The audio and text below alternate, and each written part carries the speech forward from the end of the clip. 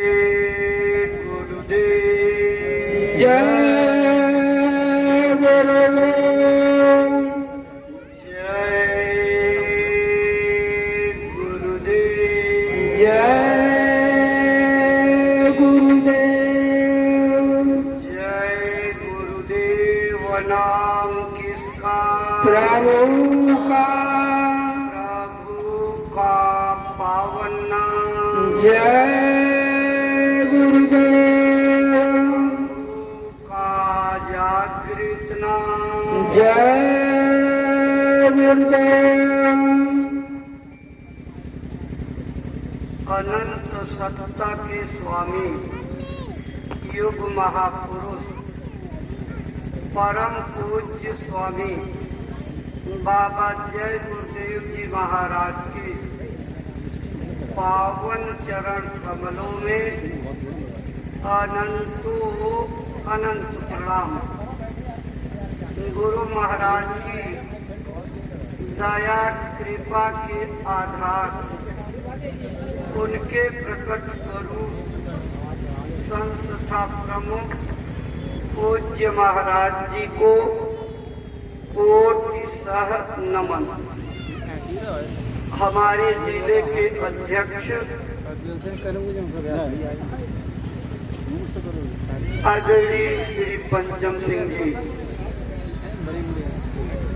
पर्यवेक्षक भाई मानिक चंद जी और मैनपुरी और एटा दोनों जिले के जिला तहसील ब्लॉक न्याय पंचायत और ग्राम स्तर तक के सभी पदाधिकारी सदस्यगण, बुजुर्गों, नौजवान साथियों, कार्यकर्ताओं,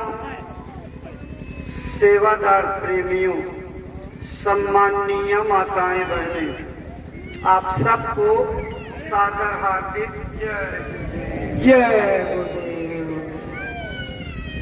सम्मानित भाई बहनों, आज मेरे जीवन की सौभाग्यशाली घड़ी है।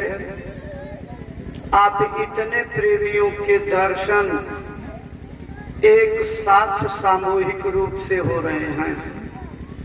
गुरु महाराज की इस कृपा का धन्यवाद करता हूँ और उनकी दया का शुक्राना अदा करता हूँ। आपके लिए भी आज का दिन रोज बीत जाने वाली घड़ियों की अपेक्षा कुछ ज्यादा महत्वपूर्ण है, क्योंकि गुरु महाराज और उनके एकमात्र उत्तराधिकारी पूज्य पंकज जी महाराज का आत्म कल्याणकारी जन कल्याणकारी संदेश सुनने को मिलने जा रहा है। सबसे पहले पूज्य महाराज जी का आशीर्वचन आपके पास पहुंचाते हैं।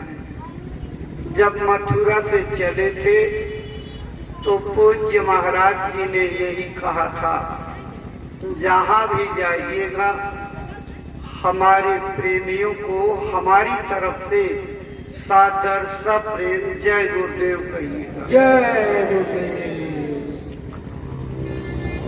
अपने संदेश के साथ पूज्य महाराज जी ने आशा की है, जैसे आप अपने घर के कामों को चिंता और फिक्र के साथ, लगन और समर्पण के साथ लग करके करते हो, उसी तरह से परमार्थ की साधना का भी काम लग करके कर लीजिए। नित्य नियम से सुमिरन ध्यान भजन जरूर से जरूर करते रहिएगा, क्योंकि आपको ये बात मालूम हो चुकी है कि इस संसार का कमाया गया धन, बटोरी गई संपत्ति किसी के साथ जाती नहीं, कोई मदद नहीं करती। आत्मा से कमाया गया धन, किया गया भगवान का भजन आखिरी घड़ियों में मददगार होता है और यही आपकी सहायता करता है। जब इतना जान लिए हो यही असली मार्ग है तो उसकी कमाई कर लेना हमारा प्रमुख उद्देश्य होना चाहिए। जब हमको मालूम है यही हमारे कल्याण का रास्ता है तो उसमें ढिलाई नहीं बरतनी चाहिए। गुरु महाराज का संदेश है, जब प्रेमियों तुमको मुसीबत दस्तक देने लगे यानी आफतों की आहट आने लगे तो खींच करके भजन करना, खींच करके सेवा करना, इसी से तुम्हारी रक्षा होगी और इसी से आने वाले संकट टलेंगे। अब खींच करके भजन करने का और खींच करके सेवा करने का मतलब अपनी मोटी बुद्धि से मत लगाइएगा। पूरब के जिले में हम सत्संग सुना करके जैसे बैठे, थोड़ी देर में एक आदमी आया। उसने कहा कि हमने आपकी बात को अच्छी तरह समझा कि आपने खींच करके भजन और खींच करके सेवा करने की बात क्यों की। हमने कहा बताइए हमको क्या समझ में आया। उस आदमी ने कहा तो हम फक रह गए। उसने कहा कि खींच करके भजन करने का मतलब यही ना कि अपनी अंगुलियों को कान में और जोर से ठेल करके भजन करना और आंखों को खूब किचकिचा करके दाब करके ध्यान करना, यही तो इसका मतलब है। हमने कहा भाई बात तो तुम हमारी उल्टी समझ गए, लेकिन बात समझाने के लिए मुझे एक दृष्टांत तुम्हें सुनाना पड़ेगा। गुरु महाराज के पास गया बिहार का एक लड़का आया और आते ही उसने प्रार्थना की हमको नामदान दे दीजिए, हम भजन करेंगे। गुरु महाराज टालते रहे, कभी पहले सत्संग सुनो, बातें समझ जाओगे तब नामदान मिल जाएगा। लेकिन इतना जिद्दी था कि रोज सवेरे खड़ा हो जाए। 2-3 दिन के बाद गुरु महाराज ने कहा परसों नामदान में बैठ जाना। तब घेरा लगा कर नामदान होता था। बैठ गया, नामदान हो गया।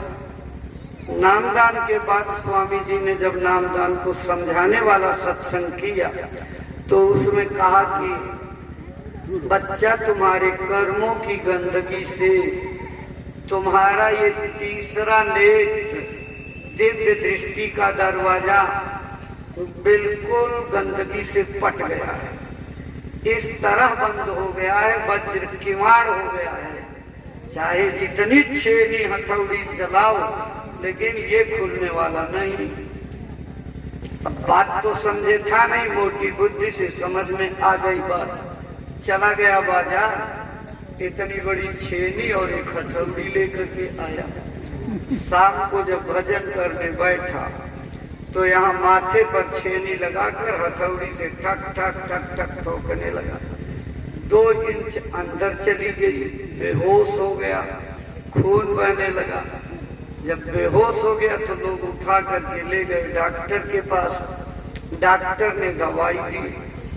दवाई देने के बाद डॉक्टर ने पूछा लोग गिरते पड़ते हैं तो पैर और हाथ में चोट लगती है, तुम्हें यहाँ कैसे चोट लग गई?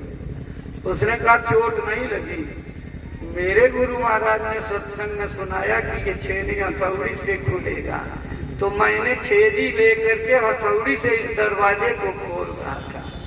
तो हमने उनको बताया कि इस तरीके से खींच करके भजन और खींच करके सेवा करने का अर्थ लगाओगे तो नुकसान हो जाएगा, असली चीज से दूर हो जाओगे।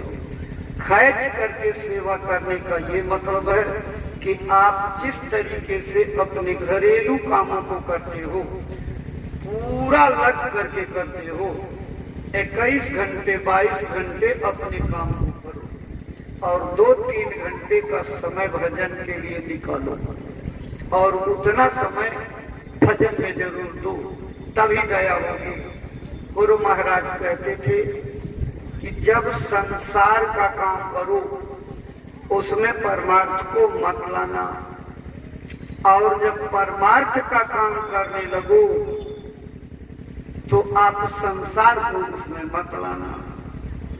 पहली बात तो ज्यादातर लोग पालन करते हैं कि दुनिया के काम में परमार्थ को बिल्कुल नहीं याद करते, लेकिन दूसरी बात बिरला कोई होगा, सब नहीं पालन कर पाते। जब बैठते हैं माला लेकर के खेत में, उसमें चरी काट कर लाना है, उसमें पानी देना है, वो फसल पक गई है उसको काटना है, अभी दूध निकालना है, दूध पहुंचाना है, उसका पैसा बाकी है, उस दुकान से ये खरीदारी करनी है, इसी में आप लोग भागते रहते हो। गुरु की दया का अनुभव इसीलिए नहीं हो पाता है कि आपको जैसे बताया जाता है उस तरीके से सुमिरन नहीं करते। आज मैनपुरी की धरती पर मैं एक भीख मांगने आया हूँ, झोली फैला करके, कि आप गुरु महाराज की दया लेकर के संकल्प करिए, दया मांगिए कि गुरु महाराज ऐसी कृपा करिए, बुद्धि दीजिए कि हम भजन पहले करें, भोजन बाद में। अगर भजन नहीं करेंगे तो भोजन नहीं करेंगे। भजन का नागा न होने पावे, भोजन का भले नागा हो जाए। कुछ पाना है तो कुछ करना पड़ेगा, अगर नहीं पाना है, ऐसे ही माला लेकर जिंदगी भर बैठा रहना है तो जैसा मन वैसा करिए, लेकिन जब कुछ पाने की इच्छा बनाइए तभी मिलता भी है। अगर कच्ची भूख में रोटी खिला दी जाए तो उस रोटी की महिमा घट जाती है। बिना प्यास के पानी अगर आपको दे दिया जाए तो अनमनस्क भाव से जबरदस्ती पियोगे, लेकिन अगर अंदर से भूख की और प्यास की तड़प हो तो गटागट बिना लगाम के खाते चले जाओगे और पीते चले जाओगे, कुछ विचार नहीं करोगे, जो ही मिले तब बंटवारा नहीं होता, मोटा है कि पतला है, अच्छा है कि बुरा है। भूख ऐसी चीज है, वो जब क्षुधा व्याप जाती है ना, आदमी हबर खाता चला जाता है, और जब कुछ तसल्ली होती है तब उसको जो है ठंडक मिलती है। ऐसे ही भगवान को पाने की, अंदर में गुरु के दर्शन की, मालिक को पाने की अगर भूख पैदा हो जाएगी तो आपको चैन नहीं पड़ेगा। घर का काम जल्दी से निपटा करके बैठ जाओगे और करने लगोगे। वो इतना आनंद, इतना मजे की, इतने आपके शरीर को एकाग्र करने की बूटी है, अगर एक बार उसका स्वाद मिल गया तो दुनिया के सब स्वाद फीके हो जाएंगे। ये वही दौलत है। बड़े बड़े राजाओं महाराजाओं को जब प्राप्त हुई तो जंगलों में चले गए, राजपाट को ठोकर मार दिया, और सेवा करने में उन्होंने सारी जिंदगी की पूरी ताकत लगा दी। कैसे सेवा की? गुरु महाराज कहते थे, महात्माओं के दरबार में एक से एक राजा महाराजा, एक से एक धनी मानी, नवाब, जागीरदार, जमींदार आए और उन्होंने पीछे खड़े होकर के और अपने कपड़े से लोगों की जूतियां साफ करते रहे। लोगों ने उनसे कहा कि जाओ, आप तो राजा साहब हो, आप तो सम्मानित जागीरदार जमींदार हो, नवाब साहब आगे जाकर सोफे पर बैठो, आपकी सेवा होगी, वहां जलपान करिए, वो जगह आपके लिए ठीक है, यहाँ आपको शोभा नहीं देता। उन्होंने कहा नहीं भाई, मेरे लिए यही स्थान उचित है, और उन्होंने किसी की बात नहीं सुनी, जूतियां साफ करते रहे। गुरु महाराज ने कहा, जब महात्मा का आखिर समय हुआ, लोगों ने पूछा कि आप तो चले जा रहे हो, आपके जाने के बाद ये संगत कौन देखेगा, कौन संभालेगा? तो महात्मा ने कहा, वो तो कब का फैसला हो गया। कहें लेकिन हमको तो पता नहीं लगा, बता दीजिए। कहें वही जो सबकी जूतियां साफ करता है, जिसे अपने मान सम्मान की कोई चिंता नहीं, जो अपने को धूल मिट्टी में मिला दिया, वही मेरी गद्दी को संभालेगा। ऐ भाई बहनों, सेवा करने वाले के भाग्य इसी तरह से जागते हैं। ये परमार्थ है। इस परमार्थ में मान सम्मान की भूख, गमान गुरूर की भूख इसी तरह से लेकर के डूब जाती है। ये भक्ति का मार्ग है। इसलिए छोटे बनकर के सेवा करो। छोटी और बड़ी सेवा का बंटवारा हम करते हैं अपनी भावना और अपनी दृष्टि विचार के अनुसार। कोई सेवा छोटी बड़ी नहीं होती है, सेवा सब एक जैसी होती है। बस सेवा को समझने वाला चाहिए। अगर सेवा समझ करके आपने ईमानदारी से, पूरी तत्परता से कोई जांगर चोरी नहीं करोगे और किसी प्रकार से शिथिलता नहीं करोगे, तो सेवा हर प्रकार से फल देती है और आपके जीवन को कामयाब बनाती है। कभी सेवा में छोटे बड़े का बंटवारा मत करना, नहीं तो धोखा खा जाओगे। जिस सेवा को आप छोटी सेवा समझते हो, वो सेवा छोटी नहीं बड़ी होती है। अपनी समझ से जिसको छोटी से छोटी सेवा आप समझोगे, उस सेवा के करने का बड़ा से बड़ा फायदा मिलता है। आपने देखा समाज में जो सबकी गंदगी को साफ करता है, उसको क्या कहते हैं? मेहतर कहते हैं। मेहतर। मेहतर का तात्पर्य क्या है? वो हिंदी के महत्तर शब्द का बिगड़ा हुआ रूप है। महत्तर। महत्तर का मतलब कि लोगों की अपेक्षा में ये उससे बड़ा। मेहतर का मतलब है कि समाज के अन्य लोगों की तुलना में बड़ा, उनसे बड़ा, अपेक्षाकृत बड़ा। तो छोटी सेवा करने वालों को दर्जा बड़ा मिलता है। इसलिए सेवा और भक्ति में छोटे बन जाओ, दीनहीन बन जाओ, अपने को गरीबी में ला दो। किसी चीज का अहंकार और गुरूर आपके अंदर नहीं रहे, मालिक की दया होते देर नहीं मिलेगी। क्योंकि आज तक भगवान को किसी ने अमीर नाथ, दौलतमंद नाथ, धनी मानी नाथ नहीं कहा। उसे अमीर निवाज, अमीर परवर किसी ने नहीं कहा। उसको क्या कहा जाता है? दीन दयाल, दीन बंधु, दीना ना, गरीब परवर, गरीब निवाज। वो मालिक हमेशा छोटा बनने में ही मिलता है, बड़े बनने पर नहीं मिलता है। जितना छोटा हो जाओगे उतनी जल्दी मालिक मिल जाएगा। इसलिए महात्माओं ने कहा कि बड़े बनने की कोशिश मत करना, ये बहुत बड़ी गलती हो जाएगी। नानक नन्हा हो रहे हो, ज्यों भाषण महदूब, और घास जरी जात है दूब खूब की खूब। छोटी घास की तरह से तिनके बन जाइए। देखो परमार्थ में कितनी जो है बड़ी दौलत आपको मिलती है। महात्माओं और भक्तों का लंबा चौड़ा इतिहास आपके सामने मौजूद है, जिन्होंने अपने को मिटा करके धूल कणों की बराबर कर लिया, दीनहीन हो गए, श्रद्धा और सबूरी को अख्तियार कर लिया। उन्होंने ही परमात्मा को पाया, वो परमार्थ की ऊंची मंजिलों को। बाकी बड़े बने तीन मार सही, बड़े बनने वाले हमेशा मार खाए हैं।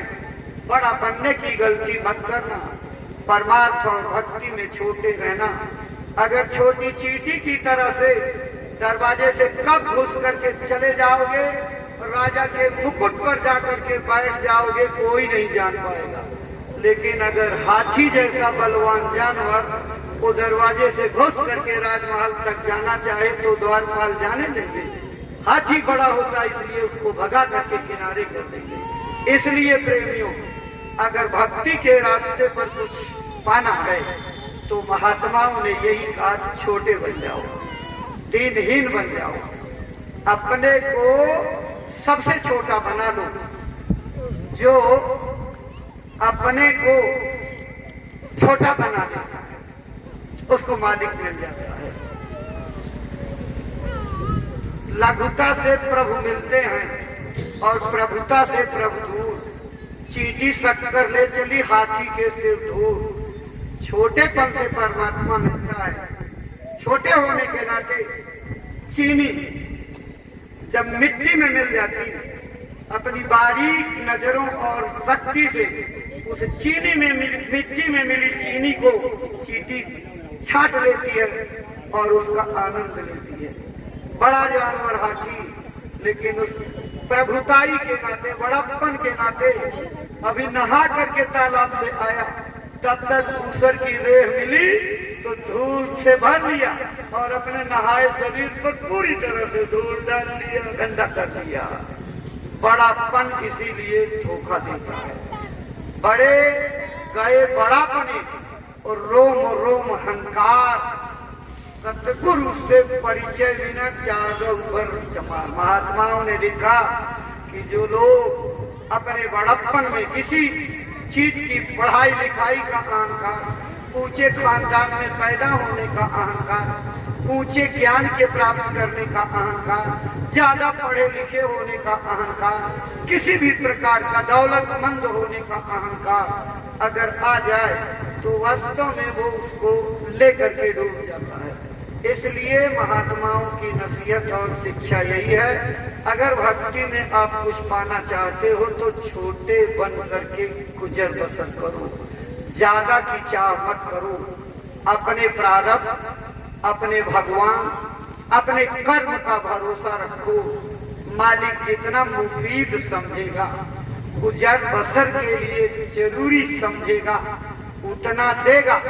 भाग्य से एक कण ज्यादा नहीं मिलेगा, भाग्य से एक कण कम नहीं मिलेगा।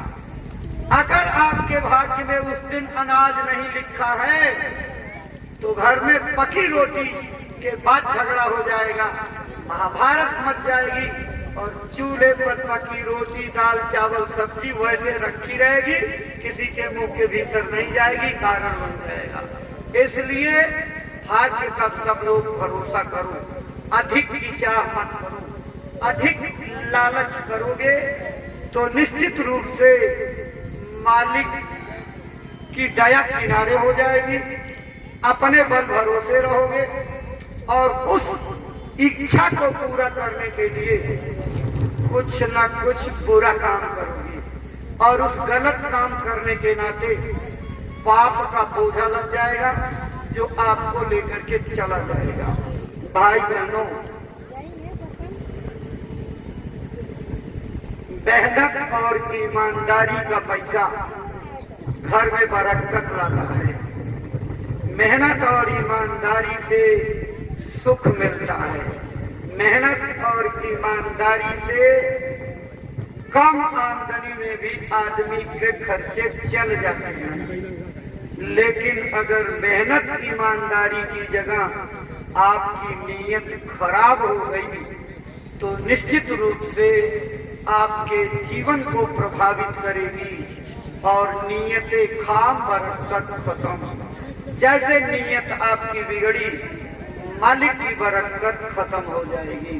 गुरु महाराज कहते थे, इस भारतवर्ष में बाहर से मुसलमान हीरे जवाहरात का व्यापार करने के लिए आए थे, लेकिन तिजारत करते करते जब धीरे धीरे पीढ़ियों दर पीढ़ियों के बाद उनकी लालच बढ़ गई, उनकी हबिस बढ़ गई, उन्होंने मेहनत और ईमानदारी त्याग करके ज्यादा लोभ और लालच किया, तो नीयतें खाम होने का नतीजा ये है, हीरे जवाहरात करने की इच्छा लेकर के आए। आज मुसलमान की औलादें गांव गांव एल्युमिनियम के बर्तन और कांच की चूड़ियां पहनाते हुए घूमते हैं। इसलिए हमेशा मेहनत ईमानदारी की कमाई पर भरोसा करो, वो मालिक उसी में सब कुछ पूरा कर देगा। लेकिन आपके भरोसे में कमी रहेगी तो यही अल्प विश्वास आपको अपेक्षित नतीजा नहीं देगा और निश्चित रूप से कहीं न कहीं जो है आपको सबक सीखने को मिल जाएगा। पूर्वांचल के एक जिले की वास्तविक घटना है, गुरु महाराज ने सुनाया। एक सत्संगी मौर्य था, सब्जी की खेती करता था। दिन भर तो मेहनत करे, खूब निराई गुड़ाई, और शाम को जब सब चुनुक मुनुक हो जाए, कोई आदमी खेत में न रह जाए, तो लेकर के सुई अपनी सब्जी में लगाता था। और रात भर में लौकी को इतना बड़ा, नेनुआ को इतना बड़ा, कद्दू को इतना बड़ा, एक रात में जो है बढ़ा करके बेचा करे और खूब कमाई हुई, खूब बिल्डिंग बनाया, खूब गाड़ी खड़ी हो गई। बेईमानी का धन फलता नहीं है। लगभग 2500 लाख रुपया जो है वो बैंक में जमा हो गया। ज्यादा दिन नहीं, 8-10 साल के अंदर खूब बढ़ गया। लेकिन प्रकृति कैसे जो है बेईमानी के धन को ले जाती है उसकी नजीर है। बंबई से उसके यहाँ फोन आता है, अरे भाई तुम्हारा दामाद अस्पताल में भर्ती हो गया, डॉक्टरों ने कहा कि बहुत खराब मर्ज हो गया है, 50 लाख रुपए का खर्चा है, तब उसकी जान बचेगी। अब दामाद का मतलब क्या जानते हो? बेटी की जिंदगी। अगर दामाद साबित तो बेटी की जिंदगी साबित, और अगर दामाद कदाचित चला गया तो देवी की जिंदगी, बेटी की जिंदगी वहीं खत्म। इसलिए फोन आया कि कम से कम उसकी पत्नी के बाप होने के नाते आपका फर्ज है आधा खर्च, यानी 25 लाख रुपया तो आप भी लगाइए, तभी तो बेटी की जिंदगी। जो 10 साल 12 साल में इंजेक्शन लगा करके सब्जी बेचा था, वो 25 लाख रुपया ऐसे चुटकी बजाते अस्पताल में चला गया। भाई बहनों, बेईमानी का धन कभी नहीं फलेगा।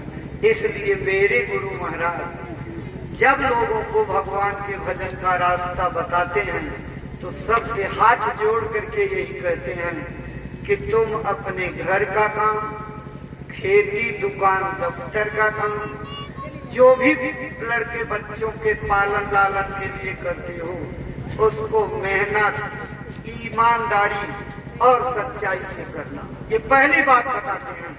और घर में बाल बच्चों की सेवा, खिदमत, प्यार और मोहब्बत से करना। तब उसके बाद भजन करोगे तो मालिक की दया बरसेगी। लेकिन अगर अपने काम को मेहनत, ईमानदारी से नहीं करोगे, सच्चाई से नहीं करोगे, तो भजन में सबसे बड़ा दुश्मन झूठ है। इसलिए झूठे पक्ष को तजक न कीजिए बात, झूठ चीजों को त्यागने में देर मत लगाओ। भगवान का भजन सत्य है, और अगर आप अपने गांठ में झूठ को पकड़े रहोगे, बांधे रहोगे, तो भजन पर एक कदम नहीं जा सकते। इसलिए अगर अपने जीवन को सफल बनाना है, इस भक्ति के मार्ग पर चलते हुए कुछ कामयाबी लेना है, तो सच्चाई ग्रहण करो, झूठ को त्यागो और किसी प्रकार के मांस, मुर्दा और नशे का सेवन मत करो। ये बातें हम आपसे चर्चा बाद में करेंगे। पहले हम आपको बता दें, भक्ति और परमार्थ का रास्ता बड़ी कसौटियों का रास्ता है। ये कहने को तो सरल मार्ग है, लेकिन जब इसमें कसौटी शुरू होती है तो बड़े बड़ों की हिम्मत टूट जाती है। मीराबाई जब इस रास्ते पर चली तो उनको भी यही लगा था कि ये सरल मार्ग है। चीनी का घोला हुआ शरबत उठा करके मुंह पर लगाएंगे, घटाघट पी जाएंगे। लेकिन जब भक्ति में वो चलने लगी, इस रास्ते पर लगी, तो कितनी उपाधि उनको, घर के स्वजन हमारे जेते सबन उपाधि मचाई, साधु संग सत्संग करत मोहि देत कलेश महाई। साधु की संगत, सत्संग और भजन में जाने पर मुझे बहुत कष्ट देते हैं। वो कौन थी? राजमहल की छत्राणी, मेड़ता राजपूताने में पैदा हुई, चित्तौड़ के राजघराने में कुंवर भोजराज से ब्याही गई थी, इतने ऊंचे खानदान में। लेकिन जब वो भजन के रास्ते पर लगी तो राजमहल में रहने वाली उनकी सास ने कहा, उल्टा है, कुलक्षणी है, कुलनाशी है, खानदान को डूबो डाला है। मेरे खानदान की इज्जत लेकर के डूबी। उसके जेठ और राणा ने सांप का पिटारा भेजा, फूल का हार समझ करके हाथ डालेगी, सांप कट जाएगा, काट लेगा, मर जाएगी। लेकिन जिसको अपने मालिक पर, अपने गुरु पर भरोसा रखता है, उसका कोई बाल बाका नहीं कर सकता। उसकी रक्षा का हाथ बहुत लंबा होता है। मीरा ने खुद अपने जीवन की घटना के बारे में लिखा कि पग घुघरू बांध मीरा नाची रे, मैं तो अपने परमेश्वर की आप ही हो गई दासी रे, पग घुघरू बांध मीरा नाची रे। नाम दिए मोहि गुरु रैदासा, जो काशी के बासी रे, पग घुघरू बांध मीरा नाची रे। विष का लोग कहें मीरा हो गई पागल, और सास कहे कुलनाशी रे, पग घुघरू बांध मीरा नाची रे। सांप पिटारा राणा भेजा, शालिग्राम भय सांची रे, पग घुघरू बांध मीरा नाची रे।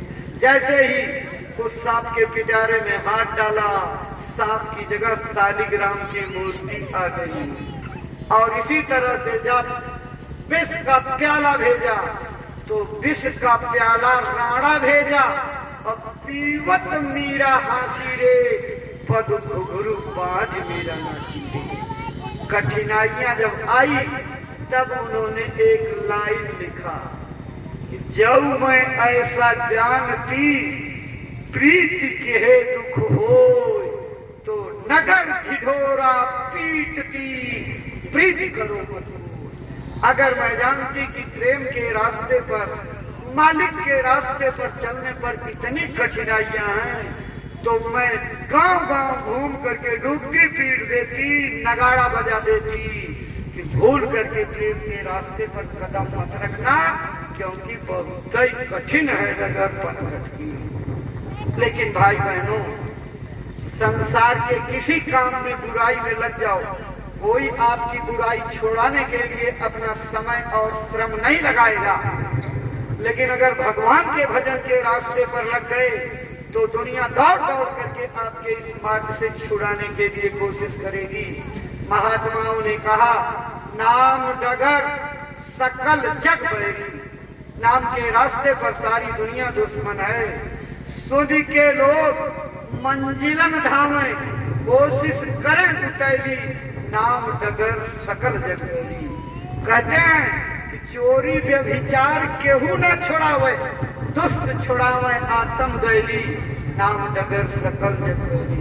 अगर भगवान के भजन को रख गए तो रिश्तेदार, नातेदार, हमदर्द, अड़ोसी पड़ोसी, घर परिवार के लोग किस तरह आप इस रास्ते से बाइकाट हो, छोड़ दो, इसका उपाय करते हैं। आपकी छवि को खराब करने वाले काम कोई छुड़ाने नहीं जाएगा, लेकिन भजन के मार्ग पर कदम रखने वालों को इस रास्ते से दूर खींचने की कोशिश की जाती है। महात्माओं ने कहा चाहे जितनी कठिनाइयां आवे, लेकिन अगर ठान लिया भजन के लिए तो ठान लिया। नाम के प्रेमी डगर ना छोड़ो, टूक टूक हो जाए थैली। ए नाम के प्रेमियों, भगवान के प्रेमियों, भक्ति करने के दीवाने, अगर तुम्हें भक्ति का मार्ग मिल गया, नाम दान मिल गया, तो चाहे जितनी बाधाएं आवे सबको सहन करते जाना। शरीर के चिथड़े चिथड़े उड़ जाएं, लेकिन नाम के रास्ते को मत छोड़ना, क्योंकि नाम का मार्ग इतना अनमोल है। महात्माओं ने कहा कि अगर शीश दिहे जो गुर मिले तो भी सस्ता जान, अगर गर्दन काट करके चढ़ा देने के बाद सच्चे गुरु की प्राप्ति हो तो समझ लीजिएगा सच्चा सौदा हो गया है। इसलिए एक बार नाम के रास्ते पर लगने के बाद बाधाओं से घबराना मत, चलते जाना। जो लोग रास्ते में बाधा डालेंगे, साह इनायत सतगुरु कहते हैं, उन पर मार पड़ेगी करेरी, नाम डगर सकल जग गई। कहते हैं कि जो आपके रास्ते को बाधा डाल करके बिगाड़ना चाहते हैं, उन पर उस परमात्मा की तरफ से, कुदरत की तरफ से बड़ी पिटाई लगेगी, बड़ी मार पड़ेगी और तुम्हारा रास्ता सफलता की ओर चला जाएगा। इसलिए भाई बहनों, भक्ति करने चले हो तो संसार में आमदनी देख करके, लाभ देख करके, प्रतिलाभ देख करके बड़ी जोर भक्ति होती है। मान बड़ाई देख के भक्ति करे संसार, जब आवे कछुहीनता तो अवगुण धरे गवार। जब तक घर में आमदनी आएगी, बरकत आती रहेगी, खर्चा चलता रहेगा, मुकदमे जीतते रहोगे, तब तक तो गुरु की जय जयकार। लेकिन कदाचित समय का चक्र घूमा और आपका नाती अस्पताल में भर्ती हुआ और चला गया, तो यहीं से भक्ति खत्म होना शुरू होती है। मन आपको खींचने लगता है। तो गुरु जी में क्या शक्ति है, हमारे नाती को नहीं बचा पाए, हमारा मुकदमा हार गए, जिता नहीं पाए, हमारी भैंस दूध देना बंद कर दी। इसी तरह के कामों में आप मालिक की दया तलाशते हो। महात्मा से संसार नहीं मांगा जाता, संसार तो जो आपके भाग्य प्रारब्ध में है वो मिलता ही रहेगा, उसमें जरा कमी नहीं होगी और ज्यादा नहीं होगा। मांगो तो महात्मा से वो मांगो जिससे ये जीवन सफल हो जाए। जन्मों जन्मों से पड़े हुए जन्म मरण की पीड़ा झेल रहे हो, नरकों और 84 की पीड़ा छोड़ रहे हो, झेल रहे हो। अब की बार गुरु महाराज जो उसके छुटकारा दिलाने के लिए आए, तो वो आत्मा की दौलत मांगो, भजन में सफलता मांगो, जिससे आपका काम बन जाए। लेकिन उसको न मांग करके बस दुनिया के मिट्टी खिलौनों को मांगते रहते हो। ये खिलौने क्या है? मिट्टी है, मिट्टी। इसको कोई नहीं ले जा पाया, आप भी नहीं ले जा पाएंगे। ये गफलत में मत रहिएगा कि तब जमाना पिछड़ा था, लोग बैकवर्ड थे, तब इतना जो है टेक्नोलॉजी विकसित नहीं हुई थी, कंप्यूटर का जमाना नहीं था, मोबाइल के एसएमएस का वक्त नहीं था। अब तो होशियार हो गए हैं, मैं जाने के पहले सब दौलत एसएमएस से भेज दूंगा, यहाँ से पहले ही सब। ये गलत फहमी है, कोई नहीं ले जाता, सबका छूट जाता।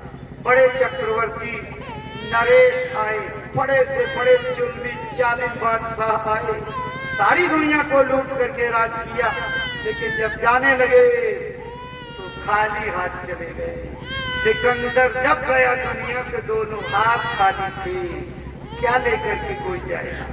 आप चले जाइए श्मशान घाट पर और एक चुटकी राख उठा लीजिए और उस चुटकी राख से पूछिए, क्या तू इंजीनियर साहब की राख है या डॉक्टर साहब की है, प्रोफेसर साहब की है कि मास्टर साहब की, ये IAS PCS रैंक के अधिकारी है कि अनपढ़ निरक्षर भट्टाचार्य की। वो राख जवाब नहीं देगी। भाई बहनों, इतना तो आप विचार रखिए, जब अंत में सबको जल करके राख बन जाना है तो बेईमानी किसके लिए करते हो? कौन आपकी बेईमानी का कर्जा भुगतेगा? कौन आपके बुरे कर्मों का नतीजा भोगेगा? कोई नहीं भोगने वाला। जितना कर्म खराब करोगे, ये कर्मों का देश है। अगर इसमें राम और कृष्ण जैसे देवी देवता अवतारी नहीं बचे तो क्या आप बच जाओगे? कभी नहीं बच सकते।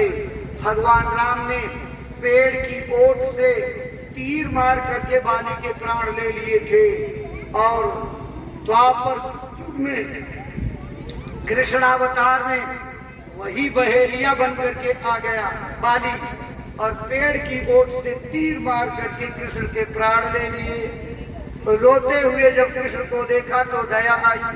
उसने कहा, महाराज मुझे माफ कर दीजिए, बहुत बड़ी गलती हो गई। ये जहर में बुझाया तीर आपका प्राण ले लेगा, लेकिन सारा इतिहास मुझे कलंकित करेगा। भगवान कृष्ण को बहेलिये ने मार डाला। कृष्ण भगवान ने आंसू पोंछते हुए कहा, बहेलिये तेरा कोई दोष नहीं, तुमने कोई गलती नहीं की। मैंने राम के रूप में तुमको बाली के रूप में तीर मार करके घायल किया था, प्राण ले लिया था। आज उसी कर्म का बदला तूने पेड़ की ओट से तीर मार करके ले लिया। मेरा कर्जा अदा हो गया। अगर तू ये परोपकार न करता तो मुझे तीसरा अवतार लेना पड़ता और तीसरा अवतार लेकर के इस कर्जे का भुगतान करना पड़ता। इसलिए भाई बहनों, मेरे गुरु महाराज लोगों को समझाने की कोशिश किए। 116 सालों की उम्र तक हाथ जोड़ जोड़ करके निवेदन करते रहे, ये कर्मों का देश है। अगर तुम किसी की अंगुली तोड़ोगे तो तुम्हारी अंगुली तोड़ी जाएगी। अगर तुम किसी का पेट चीर दोगे तो पेट चीरा जाएगा। आंख फोड़ दोगे, आंख फोड़ी जाएगी। जैसा जैसा कर्म करोगे वैसा वैसा बदला आपको देना पड़ेगा। अगर आपने गलती से किसी की चाकू से नाक काट ली और उसको अपना कर्जे का बदला 17,000 जन्म बाद लेना पड़ा, वो पूरा सूद ब्याज समेत पूरी नाक को जड़ से पोंछ करके लेगा, क्योंकि सूद और ब्याज भी तो लगेगा। लेकिन कर्म के अगले बदले से जब महान हस्तियां नहीं बची तो आप कैसे बच पाओगे, इसका विचार करो। भाई बहनों, ये मनुष्य शरीर बड़े भाग्य से मिलता है। रामचंद्र भगवान ने अपने सारे देश की जनता को, राज्य की जनता को इस तरह इकट्ठा करके सभा की और उनको यही बात समझाई, बड़े भाग्य मानुष तन पावा, सुर दुर्लभ सत्कृत गावा। ए मेरे नगरवासियों, ये जो तुमको मानव शरीर मिला हुआ है, ये बड़े भाग्य से मिला हुआ है। देवी देवता इस शरीर को पाने के लिए तरसते हैं। अब आप देवी देवता की गिनती भी नहीं जानते हैं, कितने देवी देवता हैं। 33 करोड़ देवता,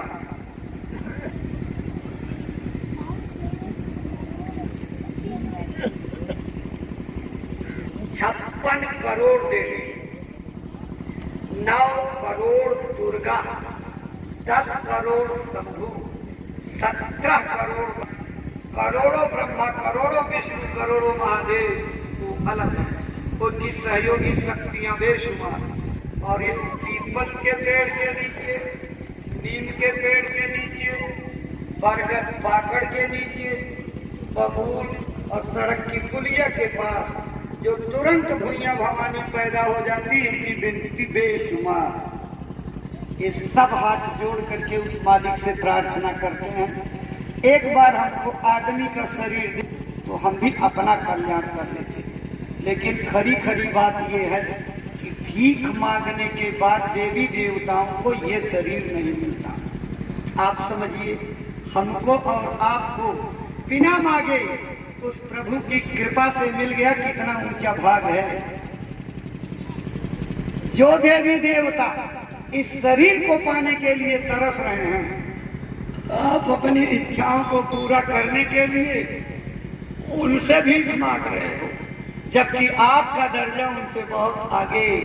वो इस शरीर को पाने के लिए तरस रहे और आपको मिल गया, खजाने के मालिक बन गए। उसके बाद भी जो है हल्ला मचाए हुए हो, मैं भिखारी हूँ, मैं कंगाल हूँ, मेरे को दया दे दो। इतनी बड़ी शक्ति का भंडार लेकर के बैठे हो, अपने भूल गए हो। अगर अपने अधिकार का प्रयोग करो तो कोई देवी देवता आगे नहीं जा सकते हैं।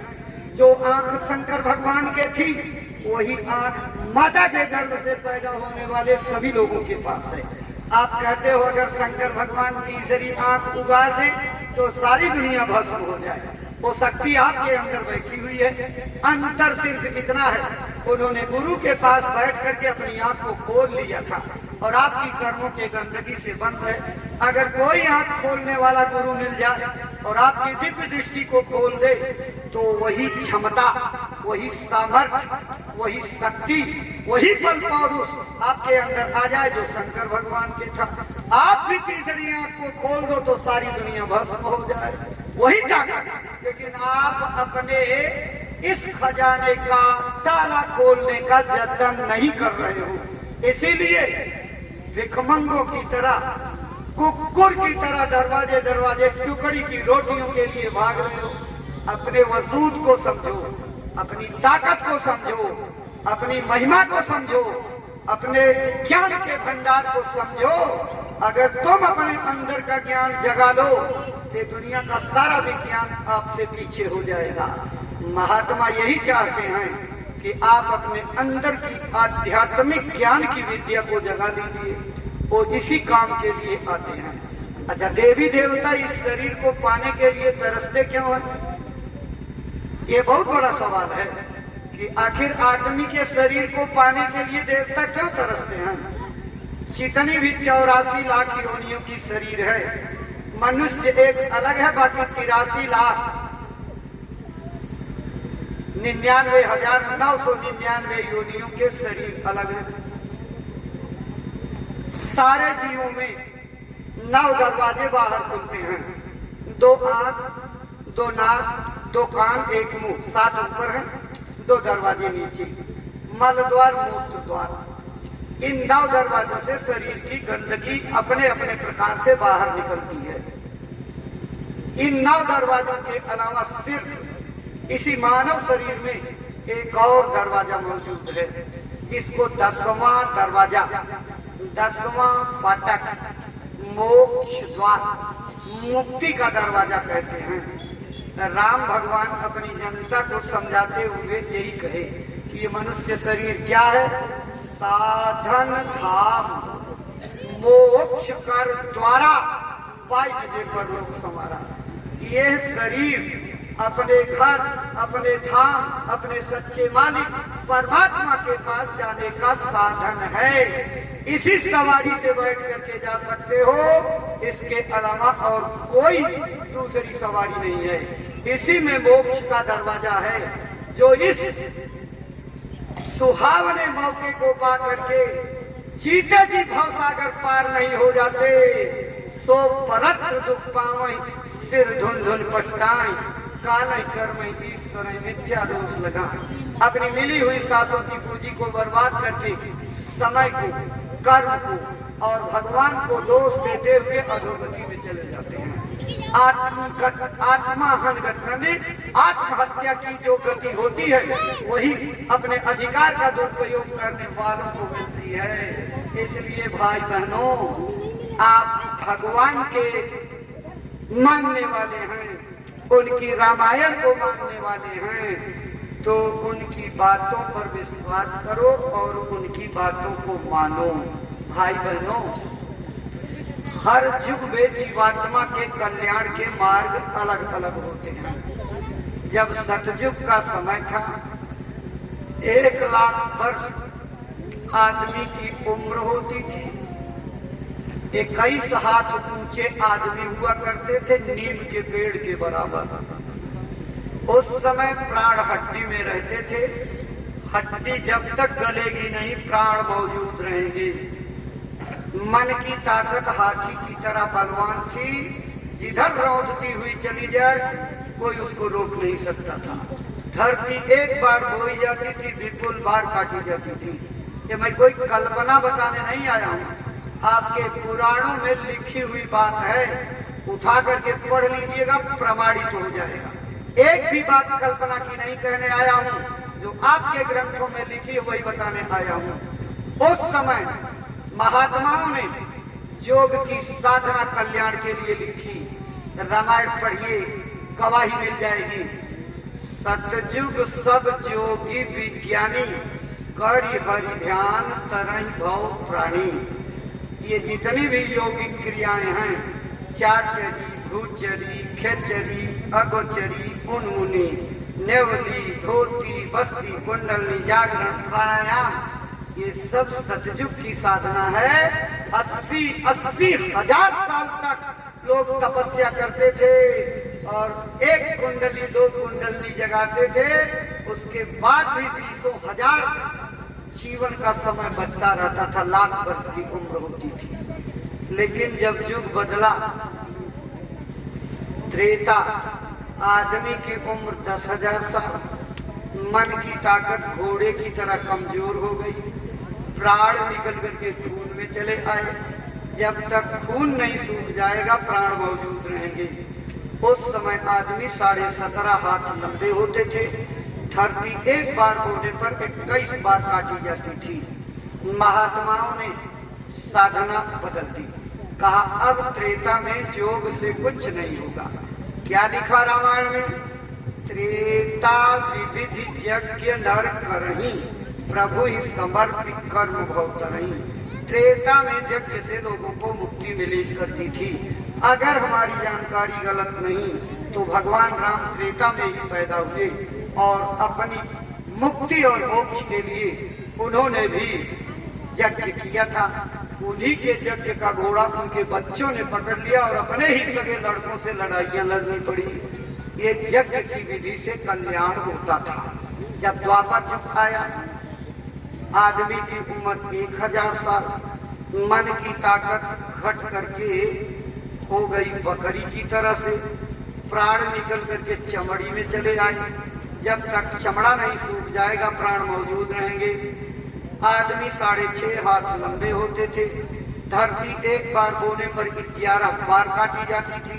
महात्माओं ने दोनों युगों की साधना को खारिज कर दिया और द्वापर के लिए क्या लिखा? पढ़ो रामायण। द्वापर करि रघुपति पद पूजा, नर भव तरहि उपाय न दूजा। लोग भव सागर से पार मूर्ति पूजा से चले जाते थे। भाई बहनों, आज जिस कलयुग में हम लोग हैं, इसमें औसतन उम्र 100 साल। अपने बुरे कर्मों से आपने 30, 35, 45, 63 कर लिया, वो हमारी गलती है। लेकिन सबको औसतन उम्र 100 साल मिली हुई है। अगर कायदे से संयम, नियम और ब्रह्मचर्य का पालन करते हुए चलोगे, अपना समय कुछ न कुछ भगवान के भजन में लगा करके ध्यान योग साधना करोगे, तो 100 साल या उससे कुछ ऊपर चले जाओगे। लेकिन अगर अपने पूरे कामों को लेकर के जल्दी जल्दी सांसों को कम कर दिया, तो अल्पायु हो जाओगे। कम समय में आपकी मृत्यु नजदीक आ जाएगी। इस कलयुग में महात्माओं ने तीनों युगों की साधना को कर दिया खारिज। अब उससे कुछ नहीं होगा। अभी हम आपको बताएंगे कलयुग के लिए क्या लिखा। कलयुग में नाम योग साधना रखी गई है। रामायण इसी बात का प्रमाण देती है। कलयुग केवल नाम आधारा, सुमिरी सुमिरी नर उतरई पारा। कलयुग में नाम योग साधना से जीव भव पार जाएगा। इसके अलावा दूसरा कोई रास्ता नहीं है। अब हम मंदिर जाते हैं, भगवान को मानते हैं, अखंड मानस का पाठ करते हैं, भागवत करते सुनते सुनवाते हैं। बहुत अच्छी बात है, आपकी भावना को प्रणाम है, लेकिन उसमें जो लिखा हुआ बातों को भी तो मानना चाहिए। वही रामायण जिसको घर में रख करके प्रणाम करती हो, अखंड पाठ करती हो, इज्जत से उसका सम्मान करते हो, उसी में लिखा हुआ है। क्या लिखा है? पढ़िएगा। ये ही कलिकाल न साधन दूजा, योग यज्ञ जप तप व्रत पूजा। ये मैं अपनी तरफ से नहीं कह रहा हूँ, मेरी तरफ की बात नहीं है, आपके उसी पवित्र ग्रंथ में लिखा हुआ, जिसका सीधा मतलब होता है इस कलयुग में योग से कुछ नहीं मिलेगा, यज्ञ से कुछ नहीं मिलेगा, पूजा से कुछ नहीं मिलेगा, पाठ से कुछ नहीं मिलेगा, व्रत और उपवास से कुछ नहीं मिलेगा, तीर्थों में जाने से कुछ नहीं मिलेगा। ये मेरी बात नहीं है, मैं नहीं मना कर रहा हूँ। आपकी किताब क्यों मना कर रही है? इन आचार विचारों और कर्म कांडों से आपके खाते में पुण्य से पुण्य जमा हो जाएगा और उस पुण्य का परिणाम होगा कि स्वर्ग का सुख मिल जाएगा। लेकिन कितने दिन का? 10,000 साल, 15,000 साल, 10,000 15,000 साल तक स्वर्ग का सुख भोगोगे पुण्य से, और उसके बाद जैसे ही पुण्य चुका खत्म हुआ, स्वर्ग से ढकेल दिए जाओगे इसी मृत्यु लोक में। पढ़ो अपने ग्रंथों में, पुण्य छीड़े मृत्यु लोके, पुण्य खत्म होने पर मृत्यु लोक में ढकेले जाओगे। रामायण भी यही कहती है, स्वर्ग स्वल्प अंत दुखदाई। स्वर्ग का सुख बहुत छोटा है, क्योंकि अंत में इसी मृत्यु लोक में आकर के जन्म लेना पड़ता है। फिर अच्छा बुरा जैसा कर्म करोगे उसी तरह का फल मिल जाएगा। अच्छा कर्म करोगे स्वर्ग वैकुंठ में चले जाओगे, वहां से फिर लौटाए जाओगे, यहीं आओ। बुरा काम करोगे नरक और 84 भोग करके यहाँ आओ, फिर जन्मो, फिर मरो, फिर कर्म करो, फिर फल भोगो। इससे कोई छुटकारा नहीं पाओगे। अगर इससे छुटकारा पाना है तो अब इस कलयुग में नाम योग साधना करो। पता लगाओ ये साधना कराने वाला कहाँ मिलेगा, क्योंकि जिस नाम को हम लोग समझ रहे हैं, बहुत लोग कहते हैं हमसे मिल करके, हम तो जब से होश संभाले तब से जय जय सिया राम, ओम नमो शिवाय, जय बजरंगबली, जय बालाजी महाराज जाप कर रहे हैं, तो हम तो भगवान का नाम जप ही रहे हैं। अच्छी बात है, लेकिन जिस नाम से जीवात्मा का कल्याण होगा उसके बारे में रामायण क्या कहती है? मिलान करिए। नाम जीह जप जागहि योगी, विरट विरंचि प्रपंच वियोगी। नाम को जप करके विरही परमार्थी साधक जागते रहते हैं। और जागने का मतलब केवल आंख का खुली होना नहीं, जागने की भी परिभाषा रामायण में है। जानिए तबै जीव जब जागा, जब सब विषय विलास विरागा। जो नाम का जाप करेगा सभी विषय विलासों से विरक्त रहेगा। तथा कथित नामों का जाप करने वाले में किसी में ये योग्यता आ गई, अगर नहीं आई तो या तो गोसाई बाबा झूठ बोल करके गए, या तो आपको नाम नहीं मिला। महात्मा कभी झूठ नहीं बोलते, उनकी वाणी प्रकाश सत्य होती है, कभी उनके वचन इधर से उधर नहीं होते। फर्क ये है कि हमको अभी नाम के बारे में पता नहीं चला, वो नाम क्या है। नाम की इतनी बड़ी महिमा है। भगवान राम 3 लोक के नायक थे, लेकिन उनके लिए भी गोस्वामी जी ने लिखा, राम न सकहि नाम गुण गाई। राम के अंदर वो शक्ति ही नहीं है कि नाम की महिमा का वर्णन कर सके। दूसरी जगह लिखा, ब्रह्म राम ते नाम वरदायक वरदान, रामायण शतकोटि ली महेश जी जान। नाम इतनी बड़ी चीज है। वह नाम क्या है? आप जो संसार में नामों के पीछे चल रहे हो, इन नामों को महात्माओं ने खारिज करके क्या कहा? कोटि नाम संसार में तासे मुक्ति न होय, आदि नाम जो गुप्त जब तुझे बिरला कोई। आदि आदि नाम, जिसके पहले कुछ नहीं था, भगवान की रचना नहीं थी, भगवान खुद पैदा नहीं हुआ था, उसके पहले जो नाम मौजूद था उसी नाम के द्वारा जो है भगवान पैदा किया गया, उसका गुप्त जाप होता है और उसी गुप्त जाप करने वाले को जो है कल्याण मिलता है, उसी को जो है भगवान मिलता है। जितने लोगों ने भगवान को पाया नाम योग साधना से पाया, लेकिन इतना याद रखना, आज तक इन दोनों चमड़े की आंखों से उस परमात्मा को किसी ने नहीं देखा। जिसने देखा अंदर की दिव्य दृष्टि को, ज्ञान चक्षु को, विवेक विलोचन को, थर्ड आई को, जिसको नुक्ताए सफेदा कहा जाता है, इस आंख को खोल करके तब देखा। तो साईं बाबा राम का दर्शन इसी आंख को खोल करके किए थे। आपको विद्वानों ने भटका दिया लिख करके, मनगढ़ंत कहानी बता करके कि चित्रकूट के घाट पर भई संतन कई भीड़, स्वामी दास चंदन घिसे तिलक देत रघुवीर। जब ये सत्य सिद्ध बात है, इन दोनों आंखों से कोई परमात्मा को देख नहीं सकता, तो कैसे चित्रकूट में इन दोनों आंखों से देखे? ये बिल्कुल असत्य है। उन्हीं की किताब में पढ़िए, गोस्वामी जी ने राम का दर्शन कैसे किया। विद्वानों फिर से पढ़िए, चिंतन करिए और गलत प्रचार करना बंद कर दीजिए, वास्तविकता का प्रचार करिए। उन्होंने दिव्य दृष्टि को खोल करके देखा। लिखा कहाँ है? उत्तरकांड में पढ़िए। मोदम नयन त्रसित जब भयऊं, मुझे जब भगवान राम के दर्शन की प्यास लगी तो मैंने इन दोनों आंखों को बंद कर दिया। खूब गौर से सुनिएगा। अब पुण्य चितवत कौशलपुर गए हूँ। पुण्य चितवत का मतलब कि ये आंखें बंद करके जब अंदर की आंख खोले, तीसरी आंख खोलने पर मैं अयोध्या कौशलपुर पहुंच गया। कौन वाली अयोध्या? इसका बड़ा शोर मचा हुआ है, बड़ा हल्ला मचा हुआ ये है। जरा तालमेल मिला लीजिए। राम ने अपनी अयोध्या का क्या वर्णन किया है? मम था मदापुरी सुहावन, उत्तर विश्व सरजू पावन, जा मच्चनते भी नहीं प्रयासा, मम समीप नर पावई बासा। जिस सरजू में एक बार स्नान करने वाला भगवान के बराबर कुर्सी पा जाता है। तो बड़ी परिक्रमा लोगों ने 5 कोसी 14 कोसी लगाई, लेकिन किसी की चिट्ठी आ गई क्या आपके पास कि मैं भगवान के बगल में बैठ गया, मुझे आसन मिल गया? गफलत में मत रहिए। वो अयोध्या यहाँ माथे पर खुलने के बाद 7 दरवाजे तोड़ने पड़ते हैं।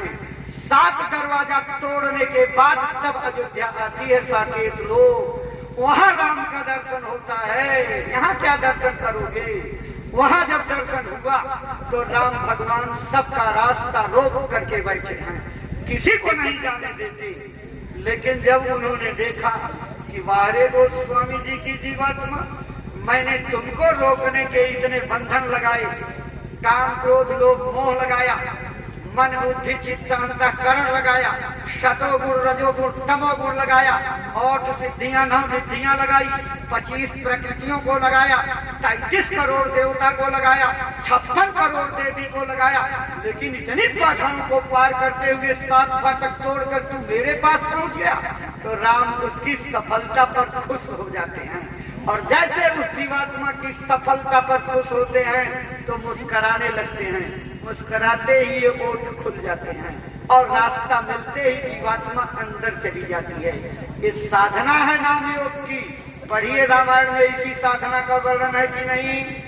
मोहि पिलो की राम मुस्काही, बिहसत तुरत गयो मुख माही। अंदर जाकर के क्या देखा? उधर माछ सुन अंडज राया, देख्यं बहु ब्रह्मांड निकाया। अति विचित्र लोक अनेका, रचना अमित एक ते एका। और कितनी बड़ी बात लिखी है, जो नहीं देखा नहीं सुना, जो मनहु न समाय, सो सब अद्भुत देख्यों बरन कवन विधि जाय।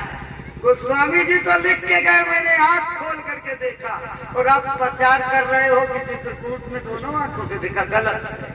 किताब पढ़िए और विश्वास करिए। और खोजिए कि इस धरती पर कौन महात्मा मिलेगा जो मेरी दिव्य दृष्टि को खोल करके परमात्मा का दर्शन करा दे। वह नाम जिससे कल युग में कल्याण होगा वो महात्मा के अलावा दूसरा किसी को नहीं मालूम है। और आपके नाम दुनिया में चोर भी जानता, डकैत भी जानता, झूठ बोलने वाला जानता है, गला काटने वाला जानता है, मांस मछली अंडा शराब पीने वाला जानता है, इज्जत लूटने वाला जानता है। लेकिन जिससे कल्याण होगा उसके लिए क्या लिखा? रहे नाम संतन अधीना, संत बिना कोई नाम न जीना। बिना संतों के उस नाम को कोई पहचान नहीं सकता।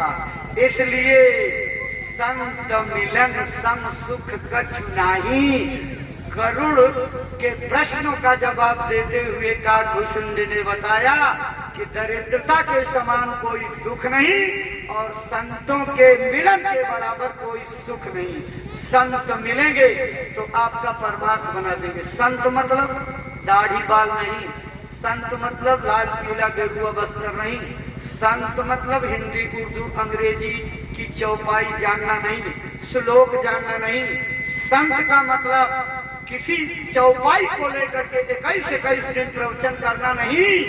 संत का मतलब सीधे व्याकरण से उसको जोड़िए, साधन अंतः इति संतः।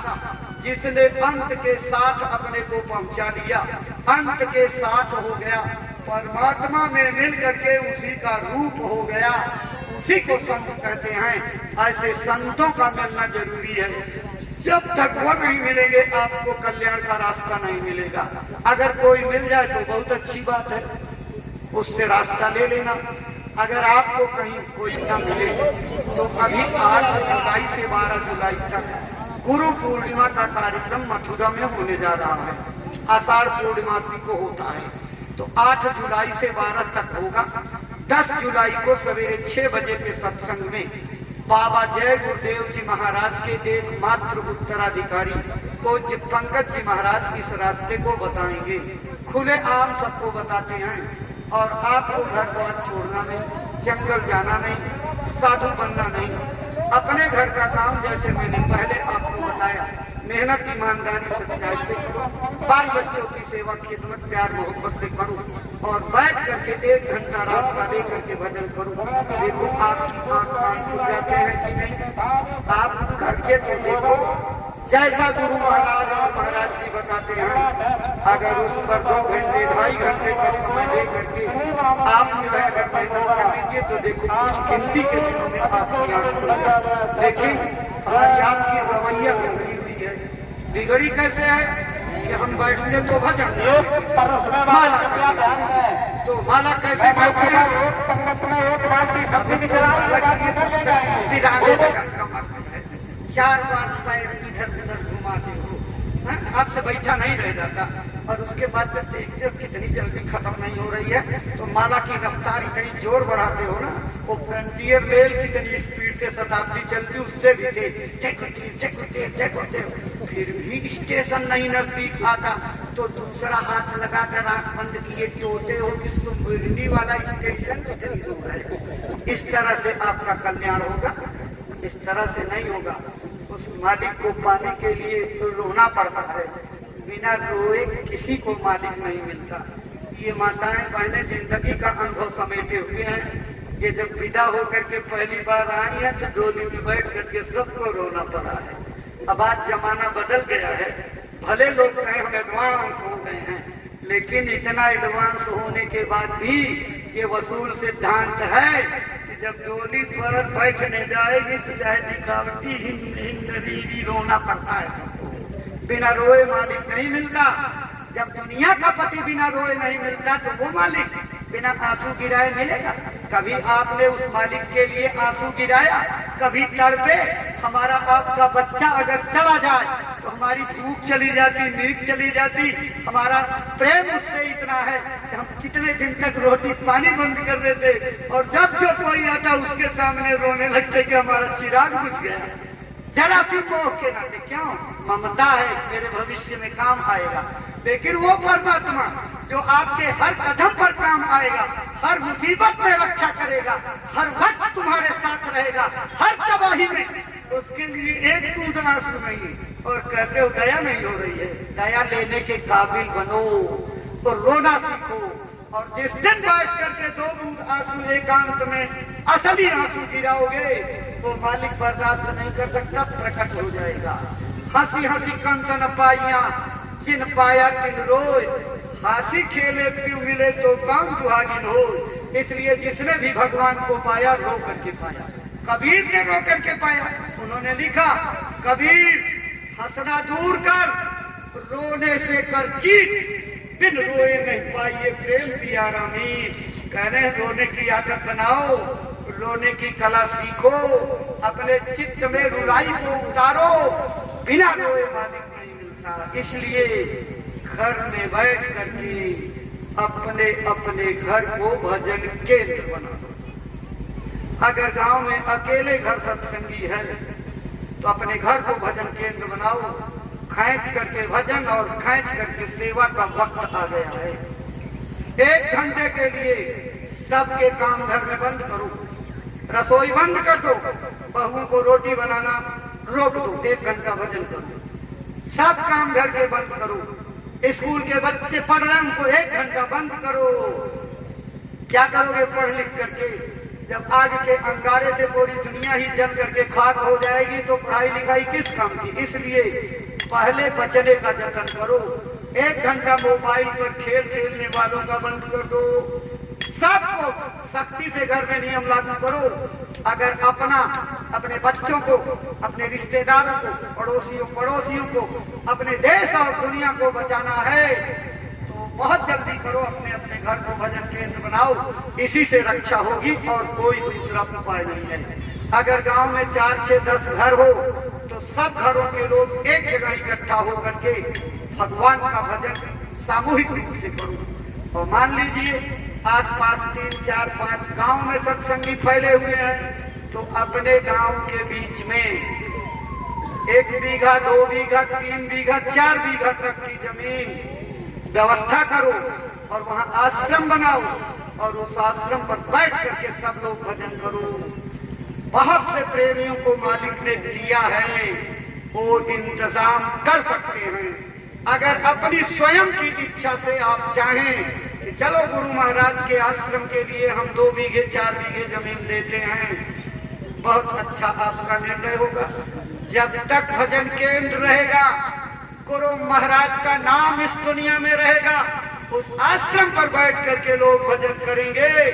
आपके घर परिवार की पीढ़ियां दर पीढ़ियां दया की भागीदार बनेगी, कृपा बरसती रहेगी और लोग परमार्थ के रास्ते का लाभ उठाते रहेंगे। अगर ऐसी व्यवस्था ना हो पाए तो 3, 4, 5 गांव के न्याय पंचायत स्तर के सत्संगी मिलकर के आश्रम की स्थापना करो, क्योंकि सारी दुनिया पर आफत आने जा रही है। अपने अपने बुरे कर्मों की वजह से लोग उस आग में जलने वाले हैं। सारी दुनिया निराश होकर के भगवान के भजन की ओर भागेगी। आपके पास बैठाने की जगह नहीं रहेगी, कहाँ बैठाओगे? देर आपकी तरफ से हो रही है, मालिक की तरफ से नहीं। गुरु महाराज तो कह गए, मेरा काम हुआ हवाया है, सब तैयार है, मुझे उस अर्जुन की तलाश है जो गांडीव लेकर के खड़ा हो जाए।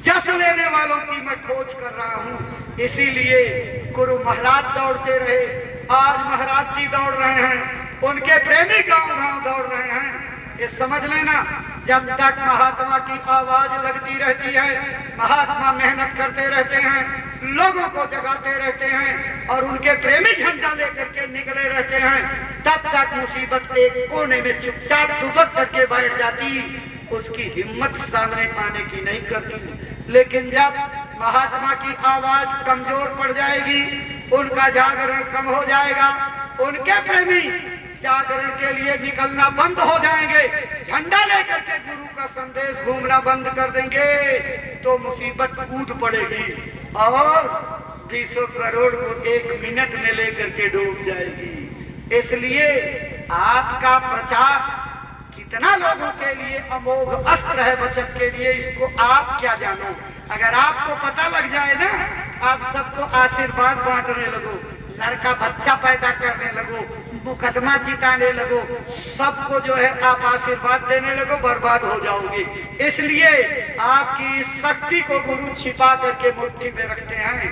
जब वक्त जरूरत पर काम आएगा देंगे, लेकिन आदेशों पर चलते जाना, आदेश में कभी जो है बेईमानी मत करना, क्योंकि आदेश का पालन ही भक्ति है। इसलिए एक एक गांव गोद लीजिए, अपनी जिम्मेदारी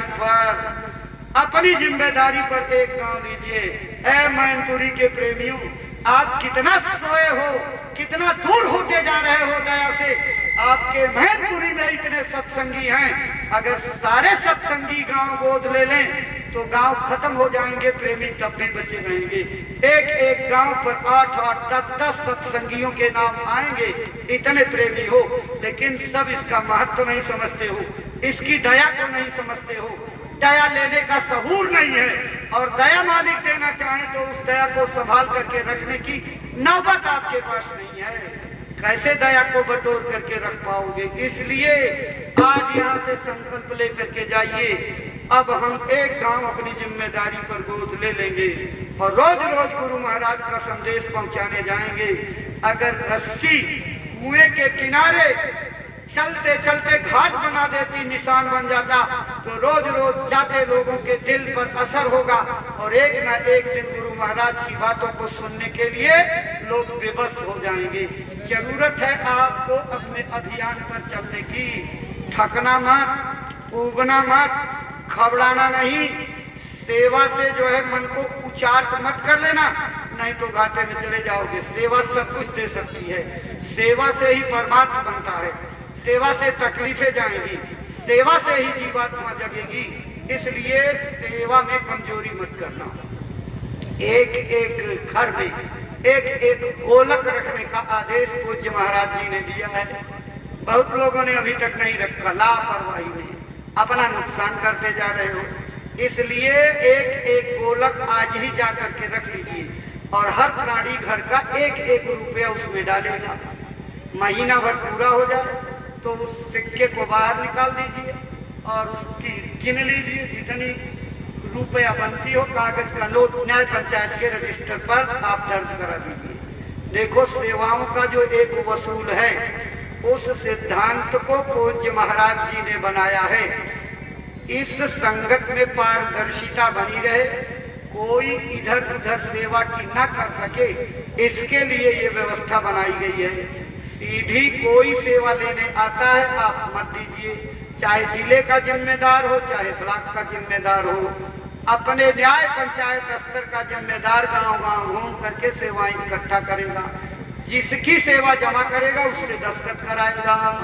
बिना दस्तखत के सेवा मत जमा करिएगा, पहले दस्तखत करिए उसके बाद। और न्याय पंचायत के रजिस्टर की सेवा जब ब्लॉक पर जमा होगी तो ब्लॉक अध्यक्ष न्याय पंचायत के रजिस्टर पर और न्याय पंचायत वाला ब्लॉक स्तर पर दस्तखत करेगा कि मैंने इतना जमा किया।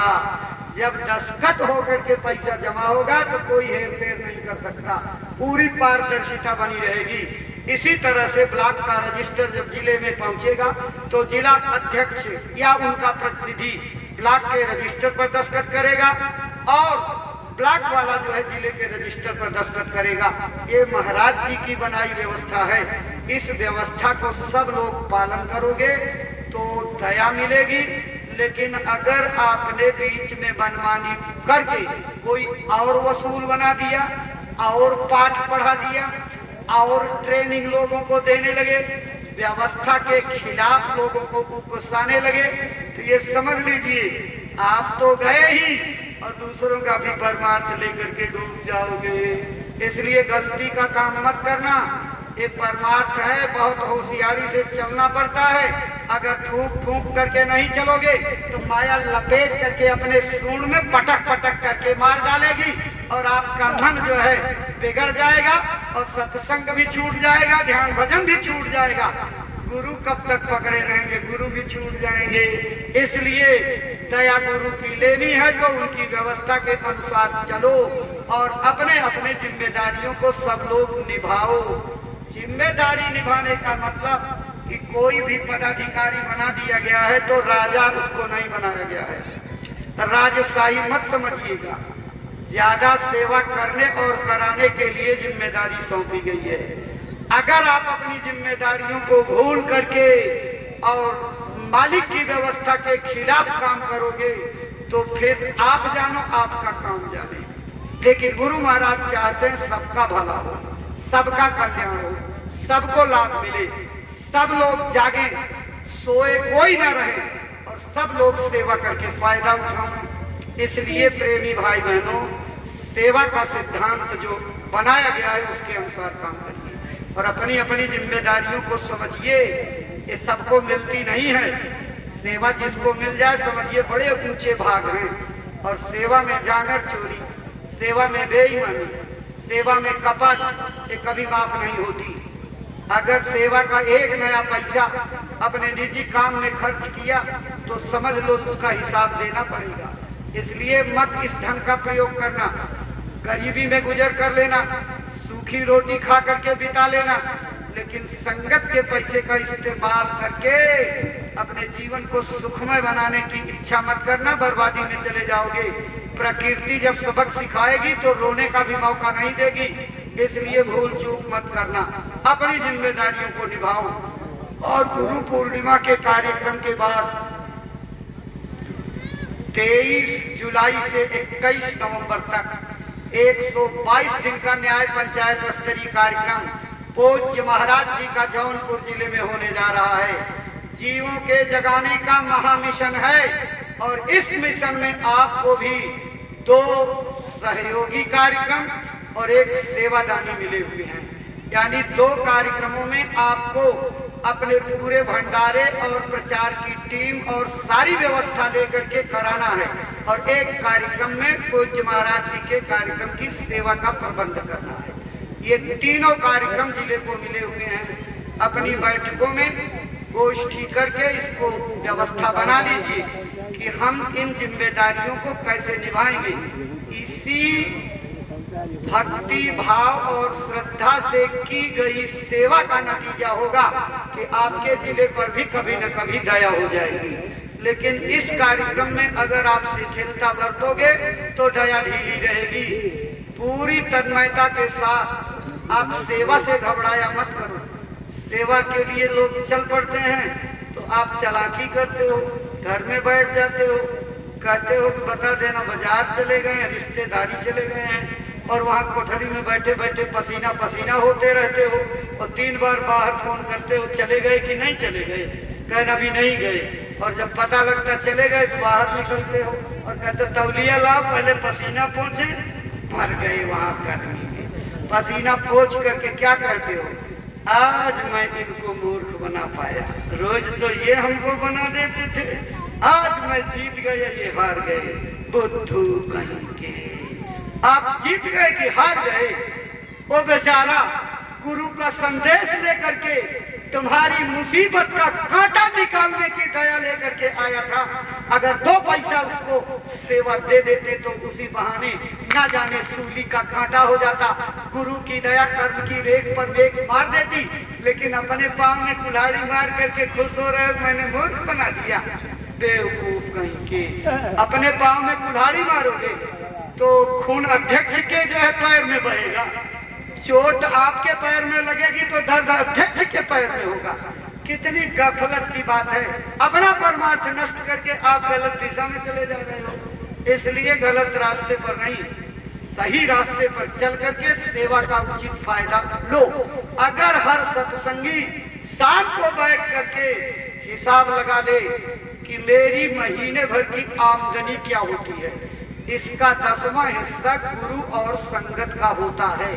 अगर इसी हिसाब को लगाकर ईमानदारी से आप करने लगो, संगतों में सेवा की कोई कमी नहीं रहेगी, आबाद हो जाएगी संगत। लेकिन आप इस चीज को समझते नहीं हो और इसका पालन नहीं करते हो, कोई बीमारियां बटोर बटोर करके रखते हो, तो जब बोओगे पेड़ बबूल का तो चटनी के लिए आम पाओगे। जो पेड़ बोओगे वही तो मिलेगा। अगर आप मुसीबतों का कारण पैदा करोगे तो मुसीबतें ही बरसेंगी, और दया का कारण पैदा करो तो दया मिलने लगे। इसलिए प्रेमियों, जिले में एक बार शाकाहार का प्रचार होना चाहिए। जिले के व्यवस्थापक एक तारीख तय करें उस तारीख में जिले में कहीं भी कोई गोष्ठी, कोई सत्संग, कोई कार्यक्रम नहीं, सिर्फ जिले का प्रचार रहेगा। और हर नामदानी का कर्तव्य है कि उस दिन पूरे जिले के नामदानी एक जगह जहां बताया जाए, इकट्ठे होकर के शाकाहार नशा मुक्ति का प्रचार करेंगे। इतना जमघट के साथ प्रचार करिए कि पूरा मैनपुरी हिलने कांपने लगे, गांव गांव गली गली गुरु महाराज का नाम गूंजने लगे, शाकाहारी का नारा गांव गांव के बच्चे निकालने लगे नकल करके। तब गुरु महाराज की दया का परिणाम आपको मिलेगा। जब शाकाहारी प्रचार के लिए जाना तो 5 रोटियां लेकर के जाना, और जब कहा जाए तो रोटी जमा कर देना, 2-4 दाना प्रसाद का डालना, और एक प्रार्थना कर लेना। प्रार्थना करते ही रोटी का ढेर प्रसाद में बदल जाएगा। और आप क्या काम करना, जितने लोग सत्संग में आए हो